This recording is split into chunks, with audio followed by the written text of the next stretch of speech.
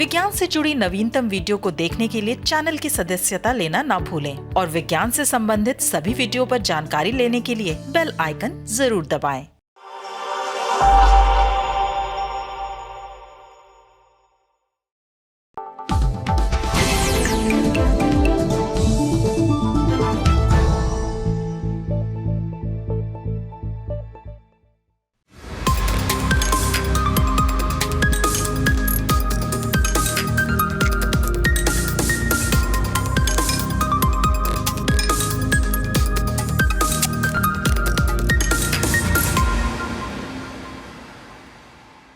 नमस्कार।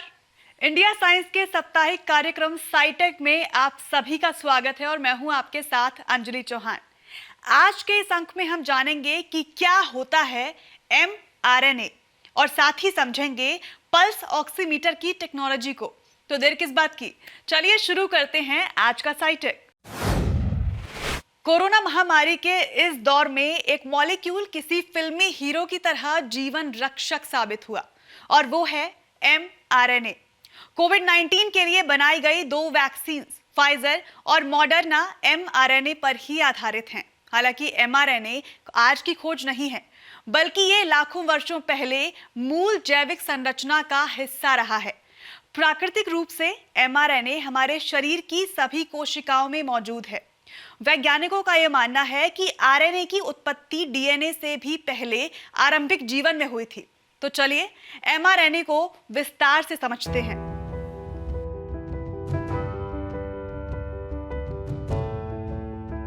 डीएनए के बारे में हम सभी जानते हैं। ये एक ऐसा अणु है जिसमें हमारे सभी जीन के वर्ण कोड A, C, G और T के रूप में लिखे होते हैं। लेकिन हमारे जीन से जानकारी को न्यूक्लियस में मौजूद डीएनए से कोशिका के मुख्य भाग साइटोप्लाज्म तक पहुंचना होता है, जहां प्रोटीन्स इकट्ठा होते हैं। कोशिकाएं इसी प्रोटीन पर निर्भर रहती हैं और इसके जरिए ही वो हमारे शरीर के अनेक जरूरी क्रियाकलापों को संपन्न करती हैं। यहीं पर मैसेंजर आरएनए या mRNA आता है।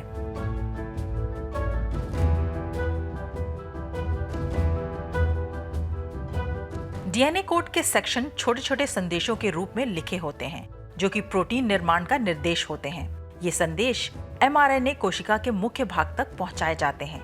एक बार जब mRNA अपने स्थान पर पहुंच जाते हैं, तो कोशिकाएं निर्देशों के अनुसार विशेष प्रोटीन का उत्पादन करती हैं।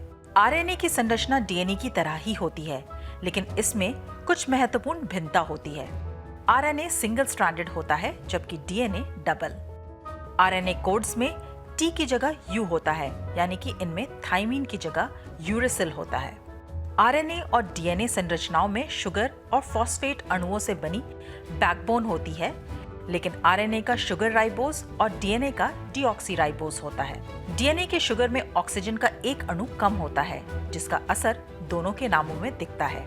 डीएनए यानी डीऑक्सीराइबोन्यूक्लिक एसिड, तो वहीं आरएनए यानी राइबोन्यूक्लिक एसिड। डीएनए की प्रतियां किसी भी जीव के सभी कोशिकाओं में मौजूद होती हैं, चाहे वो फेफड़े की कोशिका हो या फिर मांसपेशियों या फिर न्यूरॉन। आरएनए का उत्पादन शरीर की जरूरत के हिसाब से होता है।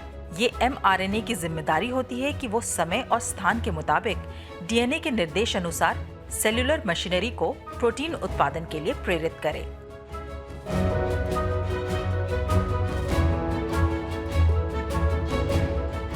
मध्यस्थ दूत के रूप में कार्य करने वाला mRNA कोशिका को महत्वपूर्ण सुरक्षा तंत्र प्रदान करता है।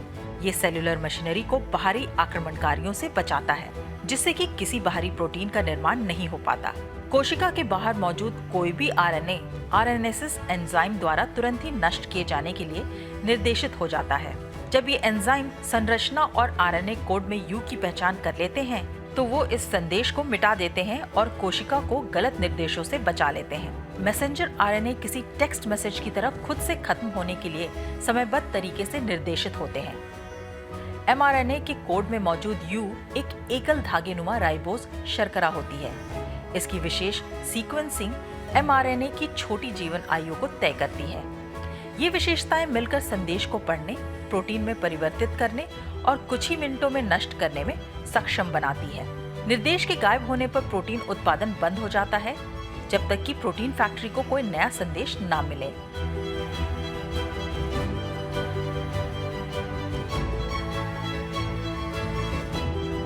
mRNA की विशेषता ने वैक्सीन उत्पादकों का ध्यान आकर्षित किया है। वैक्सीन का उद्देश्य होता है कि वो हमारी प्रतिरक्षा प्रणाली को रोगाणु से प्रतिक्रिया करने के लिए सक्षम बनाए, ताकि जब असली हमला हो तो हमारा शरीर रोगाणु से मुकाबला कर सके। SARS-CoV-2 की सतह पर मौजूद स्पाइक प्रोटीन के एक हिस्से को कोड युक्त mRNA संदेश से परिचित कराने और उसकी रक्षा करने के लिए वैज्ञानिकों ने एक रास्ता खोजा है।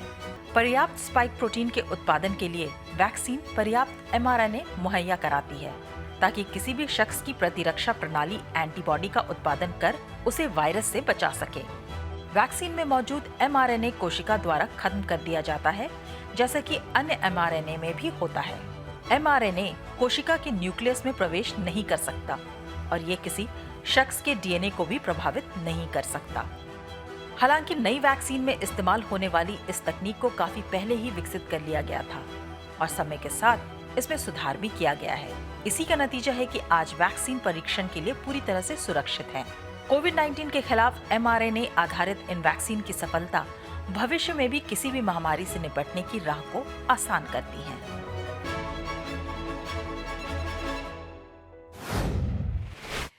चलिए, mRNA को तो आप समझ ही गए होंगे।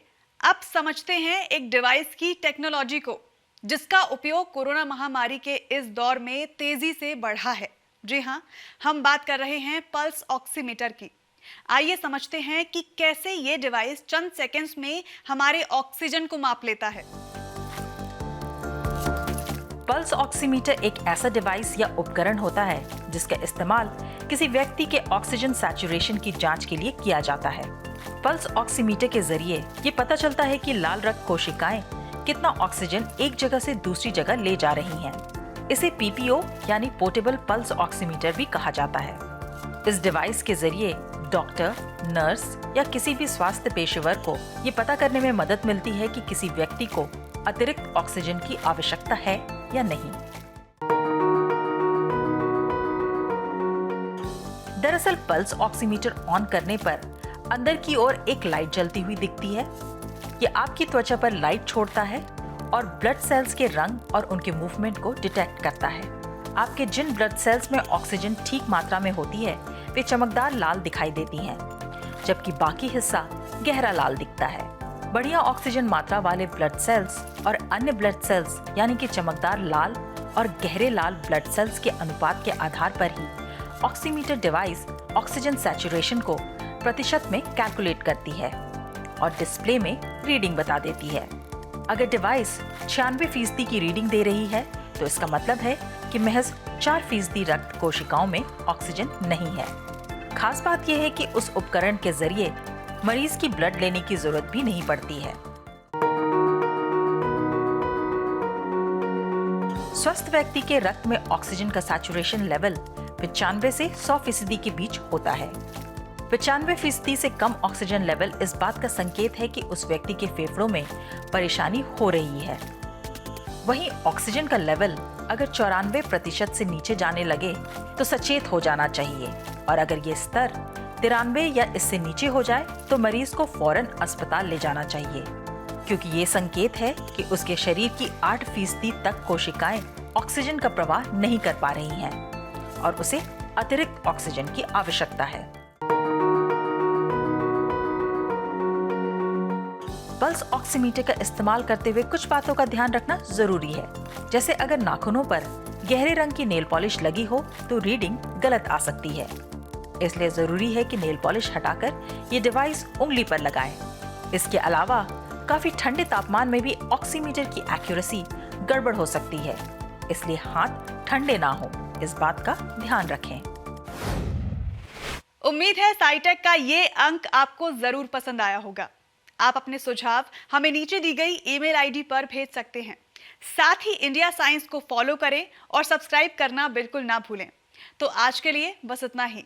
साइटेक के एक नए अंक के साथ एक बार फिर हम आपके सामने हाजिर होंगे। तब तक के लिए इजाजत दें। नमस्कार।